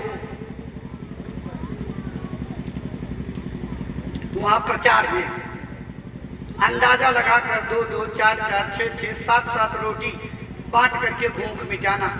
भंडारे का लंबा खर्चा बच जाएगा और सबको सेवा का अवसर मिल जाएगा। सबके घर की रोटी सबको खाने को मिलेगी। इससे मानवता का इतना बड़ा संदेश जाएगा, बड़े बड़े बुद्धिजीवी सोचने को मजबूर हो जाएंगे, ज्ञानी लोग दांतों तले अंगुली दबाएंगे। सारे देश की संस्थाएं नफरत और ईर्ष्या द्वेष को पैदा करने में जब लगी थी, उस समय कौन सी संस्था थी जिसने मानववाद का प्रचार किया, सच्चे समाजवाद का प्रचार किया, सब जाति भेदभाव खत्म कर दिए, अवर्ण और सवर्ण की खाई को पाट दिया, ऊंच और नीच का भेदभाव खत्म कर दिया। बड़े घर की पकी हुई रोटी छोटे लोगों के घर में खाई जा रही है, और छोटे लोगों के घर की रोटी बड़े खानदान के लोग खा रहे हैं।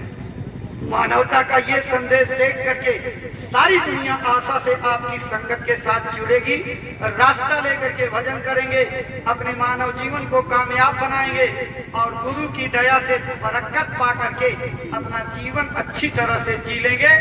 सबके लिए लाभकारी होगा। परोपकार की भावना से काम करो। जिसके दिमाग में परोपकार रहता है उसको कभी कुछ दुर्लभ नहीं होता है।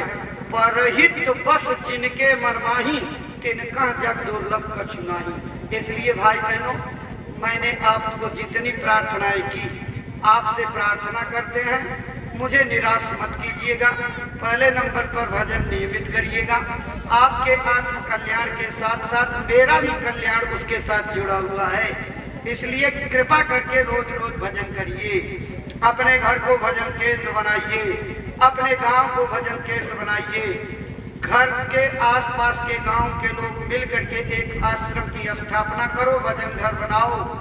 इसी प्रार्थना और भजन से विपत्तियां जाने वाली है, दूसरा कोई रास्ता नहीं है। जिले का प्रचार एक बार होना चाहिए, सब लोग इसमें भागीदार बनेंगे। 8 जुलाई से 12 जुलाई तक गुरु पूर्णिमा में भाग लेने का निमंत्रण एक एक नए लोगों को जरूर ले आइएगा। ये महाराज जी का आदेश है। ज्यादा लाओगे तो ज्यादा लाभ पाओगे, लेकिन कम से कम एक नामदानी को एक नया आदमी लेकर के गुरु पूर्णिमा में पहुंचना है। और गोलक रख लीजिए अपने घर में, एक एक गांव गोद लेकर के गुरु महाराज का संदेश निरंतर पहुंचाते रहिए। इससे आपके जीवन में बहुत बड़ा सुधार होगा और बहुत बड़ी दया आएगी। इन सब अभियानों के साथ साथ एक प्रार्थना आप सभी लोगों से है कि गुरु महाराज के काम को अपना काम समझा कीजिए। जब अपना काम समझोगे तो आपका कोई मोह नहीं रहेगा। आप कह तो देते हो कि सब कुछ गुरु जी का आपका है, लेकिन जब सेवा देने की नौबत आती हो तो जेब में टटोलते हो सबसे छोटी वाली नोट किधर है। हो गई न बात। गुरु महाराज ने गोष्ठी करते हुए मथुरा में कहा था, तुम अपनी गाड़ी कमाई का अंश लगा करके मुझे काफिला निकाल लेने दो, डीजल और पेट्रोल फूंक लेने दो, इसी के धुएं से 5 देवता प्रसन्न हो जाएंगे, तुम्हारा देश धन धान्य से परिपूर्ण हो जाएगा। पूरी जोर लगा करके मदद कर दो, जितनी भी ताकत तुम्हारे पास वो लगा दो, घबराना नहीं, अविश्वास मत करना, देने वाला तो मैं बैठा हुआ हूँ। तो गुरु महाराज का भरोसा करो, जो कुछ है सब उनका है, तेरा तुझको सौंपते क्या लागत है वो, मेरा क्या लगता है। जो चतुर सत्संगी हैं, सेवा का महत्व जान गए हैं, वो कहीं गाना नहीं गाते, कहीं डंका नहीं पीटते, लेकिन चुपचाप सेवा दे करके 2 गुना 3 गुना 4 गुना 10 गुना अपने दया को प्राप्त करके और रास्ता बनाए हुए हैं। हमारी आपकी कमजोरी है, हमारा मन आगे पीछे करता रहता है, दाब मिले न मिले, दे दूं चला जाएगा बच्चा। ए भाई बहनों, बड़ी कसौटी होती है, परीक्षा होती है, और कसौटी में जो खड़े होते हैं वही दया के भागीदार होते हैं। इसलिए काफी लंबा समय हो गया है, हम आप लोगों से चाहेंगे कि अब इसको समापन की ओर लेकर के चला जाए, ताकि समय से आप प्रसाद भी ले सकें और जा भी सकें। बस इतनी प्रार्थना है कि मैनपुरी की संगत को आगे बढ़ाने के लिए हर हाथ हर पैर को एकजुट होना जरूरी है। अगर आप खंडों में बटे रहोगे, टुकड़ों में बटे रहोगे, तो कोई भी आदमी आपको तोड़ देगा, नुकसान कर देगा। इसलिए एकजुट बनो, एक निशाने पर रहो, और जिम्मेदारों से भी प्रार्थना करते हैं कि सबका सम्मान करो, सबकी इज्जत करो, सबसे प्रेम लगाओ, सबको अपना जानो, और सभी लोगों के अंदर जो क्षमता है उस क्षमता का लाभ लो। संत मत की कोई शिक्षा किसी से चिढ़ने, कटुता पैदा करने या विरोध की नहीं होनी चाहिए। सबको जोड़ करके प्रेम के साथ लेकर के चलने की जिम्मेदारी है। आप सबसे छोटे बन जाओ, सबको अपने से बड़ा मानो, और सबको एक निशाने पर ले चल करके इनकी भक्ति को पूरा करवा दो। अगर आप और हमारे व्यवहार वाणी से किसी का परमार्थ रुक गया, किसी की सेवा रुक गई, कोई दरबार में आना जाना, भक्ति और सेवा करना बंद कर दिया, इसका बहुत बड़ा पाप लगेगा, और उस पाप का कोई हिसाब नहीं दे सकते, कोई माफी नहीं होगी। इसलिए कोशिश करो कि हमारी वचन वाणी से किसी को कोई चोट न पहुंचे, और हिसाब किताब का मामला एकदम पारदर्शी रहे, खुली किताब कांच की तरह से रहे। जब बैठक बुलाई जाए, बैठक में पूरी संगत के सामने खोल करके रख दीजिए, ये संगत है, मालिक का रूप है। अगर इसमें हिसाब किताब खोल करके रखोगे तो आपकी सेवा बढ़ जाएगी। लोग और तन्मयता से कोई भी काम करिए, संगत के प्रेमियों की सलाह, उनकी मशविरा लेकर के जब करोगे तो वो भी अपना महत्व समझेंगे, और सबका सहयोग लेकर के चलोगे तो निश्चित रूप से गुरु महाराज की दया आपको मिलेगी। चलते चलाते आपसे कहते हैं कि गुरु महाराज अपने गौशाले के लिए कहते थे, मेरी गायें जान से प्यारी हैं, अगर जरूरत पड़ी तो भीख मांग करके खिलाऊंगा, लेकिन इनको बेचूंगा नहीं। तो जब गुरु महाराज की गौएं उनकी जान से प्यारी थी, तो प्रेमियों, हमारे गुरु महाराज हमको भी उनकी गौएं जान से प्यारी होनी चाहिए। तो अभी आपके बीच में झोली वाले भाई या बहन जाएंगे, गुरु महाराज की गौओं के लिए जो भी आप सेवा स्वेच्छा से देना चाहें उस झोली में डाल दीजिएगा, गुरु महाराज की गौओं के लिए पहुंच जाएगा दरबार में। बाकी यहाँ काउंटर खुले हुए हैं, धर्मादा कार्यों की रसीदें काटी जा रही हैं। आप गुरु महाराज के स्कूल, अस्पताल, भंडारा, मंदिर, समाधि, गौशाला, जिसकी भी सेवा की रसीदें कटाना चाहें वहाँ कटवा लीजिएगा। दोनों तरफ काउंटर लगे हैं, आप कटवा करके सेवा का प्रमाण पत्र ले लीजिएगा। इसी के साथ अपनी बातों को विराम देंगे, झोली वाले खड़े हो जाएं, और बाकी जो भी जिम्मेदार यहाँ हैं जिले के अध्यक्ष जी की अनुपस्थिति में, वो आ जाएं और अपनी संगत को जो भी मार्गदर्शन देना हो, प्रेमियों से आपकी जो अपेक्षा हो, अपने आगे वाले कार्यक्रमों में सहयोग की अपील कर दीजिए, ताकि लोग और गुरु पूर्णिमा में चलने के लिए इन्हें सूचित कर दीजिए। सब लोग बोलिए जय गुरुदेव, जय गुरुदेव।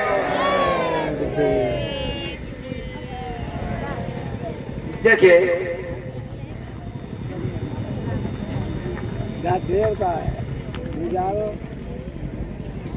देखिए, अभी जो भी आपको सुझाव मिले हैं माननीय हमारे महामंत्री जी से, तो अध्यक्ष जी की अनुपस्थिति में मैं यही निवेदन करूंगा कि जितने मतलब हमारे जिम्मेदार भाई हैं वो यहाँ पर आ जाएं।